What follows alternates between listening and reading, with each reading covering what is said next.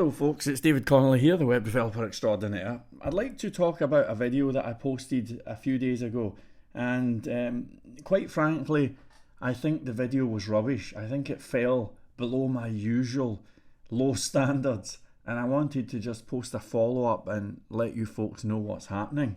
Now, in case you missed it, what I was saying in the video is that I'd been working on Electron, an Electron app, for rather a long time, and some faults had emerged and reports had came out that Apple had started rejecting Electron. And so I posted a video talking about how Apple is declaring war on cross-platform technologies. I posted this video like a kind of like a journalist looking for some big scoop or something like that. And the truth is, I think I was wrong in the cold light of day. And here's why.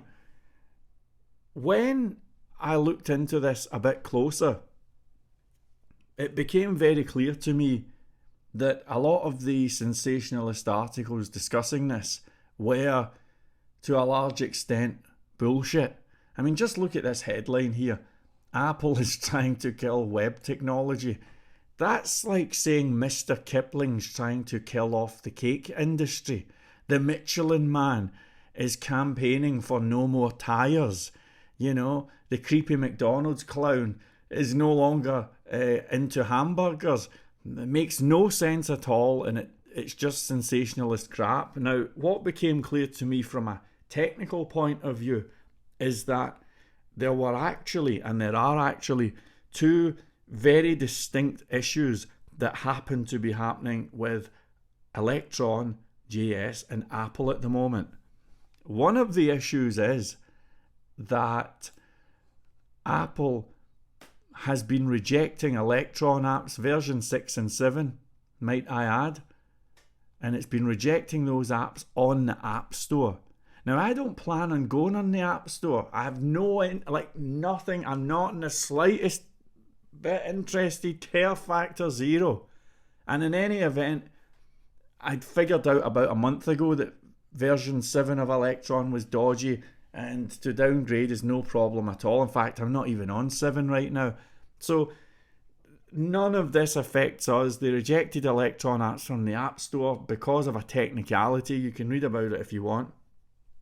But in any event, even that technicality, by the way, which I've briefly looked into, well, it's not even affecting us. But when you look at the forums, people are coming up with solutions. Life is moving on, and okay, so the app got accepted. A big thank you, yay! So the Electron community are on top of this. Apple had started rejecting from the App Store, and there you go. Now, the mistake that I made personally is that I got caught up in a bug that happens to be to do with Apple, that happens to be to do with Electron, and I had erroneously assumed that this must mean that Apple's outright rejecting Electron, like they're not even going to let it work on their machines. That was wrong. And so we've got this situation here whereby there's a particular Apple operating system, Catalina 10.15, that has some challenges with Electron. Now, it's the tragedy of the century that this and this, or rather this, it's a shame that these two things appeared at the same time. Can you blame me for being alarmed? But ladies and gentlemen, this is not in any way related to this, and there is not a shred of evidence to suggest that Apple is going to war with Electron, and certainly not with cross-platform development. This is why my video was a mistake. I apologise, and in the future I will be better researched than that.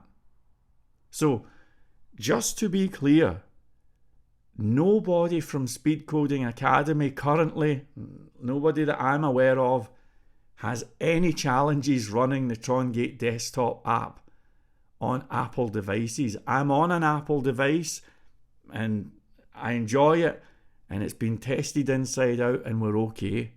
I do apologise for that video.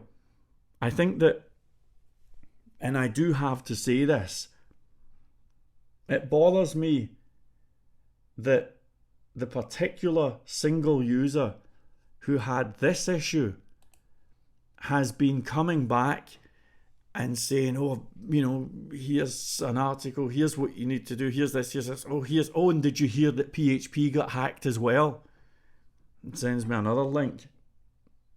Now, my own perspective, and forgive me if this is not graceful, but I'm just done dealing with half-baked, poorly researched, alarmist, panic merchant, doomsday bullshit.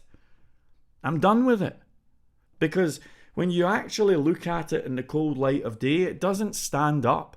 There's a big difference between a legitimate bug like this and something that could potentially be something a bit more serious like this. But in any event, it's not affecting us. So, for all it's worth, I'm going to just move forward. I hope that's okay with you folks.